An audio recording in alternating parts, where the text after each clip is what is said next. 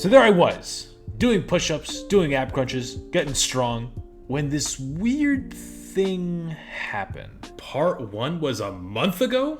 So here we are. I decided to be consistent and follow through on my New Year's resolution. That alone should be a massive shocker, because this is usually the month where people abandon their New Year's resolutions and go back to eating potato chips and binge watching Red vs. Blue for the 12th time. Or maybe that's just me, and normal people prefer to doom scroll. If I'm being honest, it really came down to the massive support I got from people I genuinely care about, and the newcomers showed interest in the project. And before you yell at me, I did read the comments.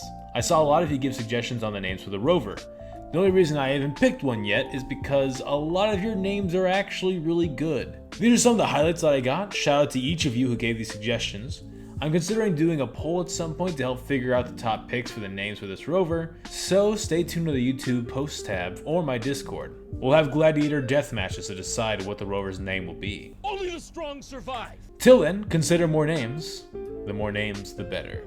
No jokes, I really wasn't sure if I'd be consistent with this devlog, but all your support I got even hours after uploading part 1 changed my mind. So genuinely, thank you. Now that all that mushy stuff is out of the way, we do have a schedule to maintain. This game is going to make itself, and believe me, I've tried wishing with the Dragon Ball gummies I got from the dollar store. If you don't know what's happening, you should go watch part 1, because I'm not explaining it all again. But just in case you think you know better than me and decided to watch this part without seeing part 1, shame on you by the way, this is a devlog series where I document the steps I'm taking to publish my very first video game, complete with pictures and records of all my colossal mistakes. Last time I said what I think the video game will look like. It was the grounds upon which every future video will be based. We decided on a genre inspired by the arcade Dig Dug. Visually, I drew a box and called it a day. I still haven't got my callback from the Game Awards, and now, here we are. Actually making the game. Got all that? Good.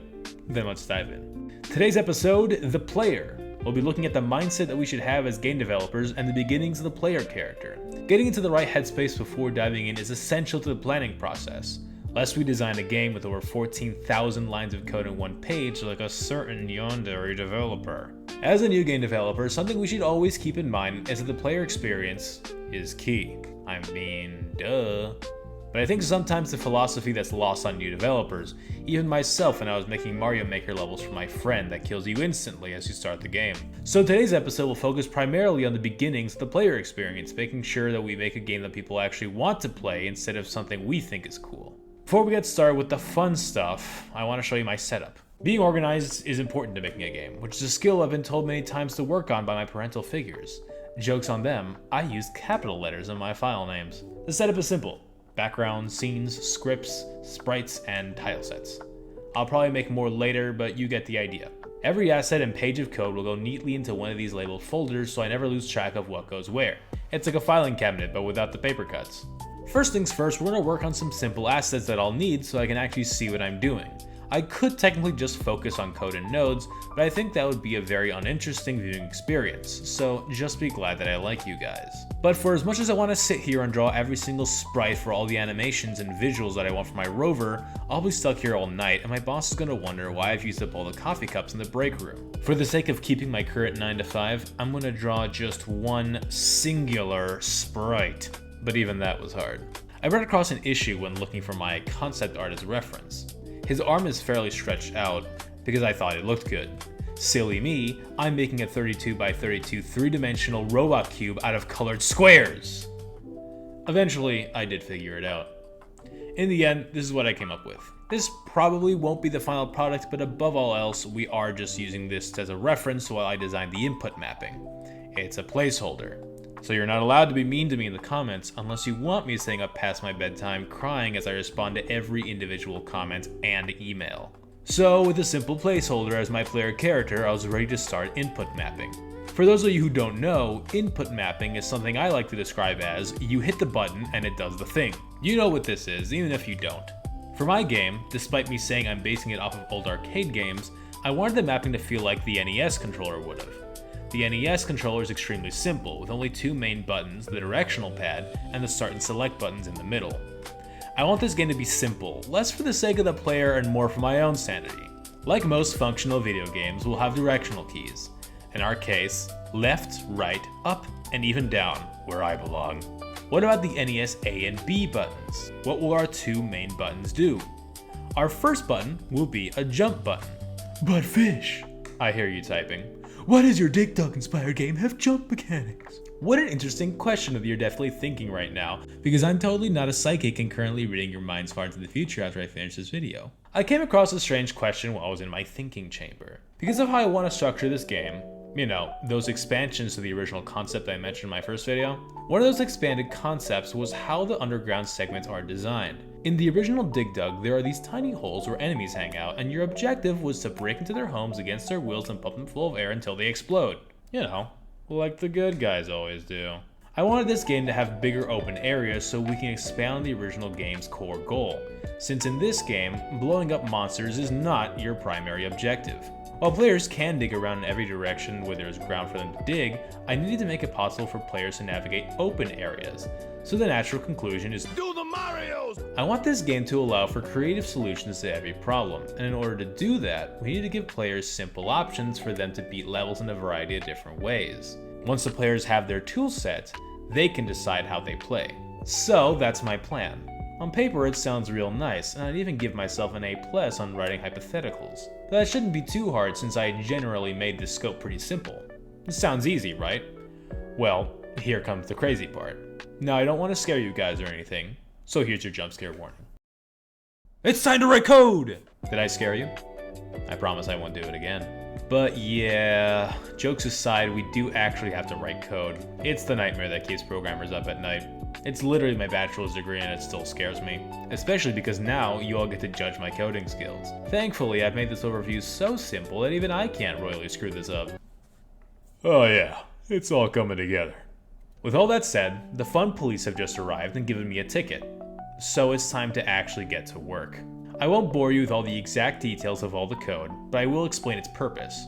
To put it simply, the input mapping detects the different buttons we press, but the code tells the game what to do when I actually press the button. There's tons of tutorials that can help explain the majority of what I'm doing, and if you're a new game dev who's dipping their toes into Godot for the first time, I'll leave the first tutorial I ever saw for how to make a Mario-based platformer on the top right. But only watch it after you finish this video! With that, and an added wall jump mechanic, I was ready to give the dig mechanic a try. The results took a minute to figure it out, but I got it eventually. Firstly, I had to draw, and totally not steal, this dirt tile. Sorry Mojang, please don't sue me. To demonstrate how digging would work, I'll explain very briefly. The rover's dig mechanic is a directional input task. In Dig Dug, players dig just by using the directional arrow to move into that space. Aside from the surface, players were free to go in any direction they pleased just by holding down the direction they wanted to go in. In our case, I wanted to make things much more complicated. In order for a player to dig, they must use directional keys to point that direction, but nothing will happen. But do not fear, my fellow viewers, this is not a glitch. The player chooses a direction and holds down the dig button, and voila! My boy will dig and move into the available space. Like Dig Dug. The dig button will do something else in regards to combat, but we'll save that for another day. As I mentioned earlier, my only goals are getting player movement down. Any more than that, my therapist is going to get paid overtime. Players can now create paths in these underground segments, and when you combine that with a wall jump mechanic, players can now scale walls and tunnels that they've built. The way I plan on implementing the dig mechanic will make it so that players can always go back the way they came. As an added bonus, it gives room for game design to make obstacles even aside from enemies that require players to think outside of the box. Pun intended. Like say I make a structure that can't be wall jumped by making a roof that blocks players from scaling it, which then requires players to dig through, mixing the jump mechanic with the dig mechanic to navigate the game. As you can see, the dig mechanic works and so does the jumping and wall jumping. We've essentially made a moveset for our players, giving them the tools they'll need to navigate the game, like my ability to find the fridge in the bitter darkness of night. What you're seeing right here is our first test room. Get used to the site, we'll be using it a lot to test out our new features when we add them to the game. I made some tunnels, a couple areas for wall jumps, and more than anything enough space to dig around to make our own paths. Designing levels will come into play later, so this area acts as our way of testing out mechanics and features as we implement them. With the player's toolset created, this gives us the most vital part of the game, which is the player experience. Like I mentioned at the start, the player's experience is key to a game's enjoyment, which is why it's integral that we do it first. The way we design levels or implement new ideas going forward will all be built upon this simple framework. Think about it. The way that players interact with the game will now fundamentally control how the game itself shapes around it. If the players can wall jump and dig, what will our levels look like that will give players challenges and methods of exploration? What would enemies be designed like? What will players do aside from combat and digging? All this will be questions answered in the future, partially because I haven't thought that far ahead yet. Even though we don't have any animations yet, and there really isn't anything to do, I think we're starting to see the groundwork of what is to come, and in my next video, we'll dive even deeper still. That's gonna do it for today's episode. We're just gonna have to keep digging deeper and deeper until this unanimated sprite can make his way to Mars. I thank you for watching. And this is the part of the video where I politely ask you to hit some buttons. Your guys' support with the first video was already tremendous, and I'm very excited to keep working on this. I hope you're all as excited as I am, especially now that you can visually and conceptually see how the game is shaping out. So leave a like if you think we're on the right track, leave a dislike if you hate me on a personal level, leave a comment about the rover's name, or potentially any ideas you think should be added to the game, and consider subscribing and hitting that bell notification so you get notified when the next part is ready. This has been our second devlog on the game that is now being called My Weekend on Mars, but it's really more about the rover's weekend than about mine, because my weekend will be spent planning out part 3. So like I said last time, stay hydrated, avoid the blue water, it's got sharks in it, and I'll see you guys next time.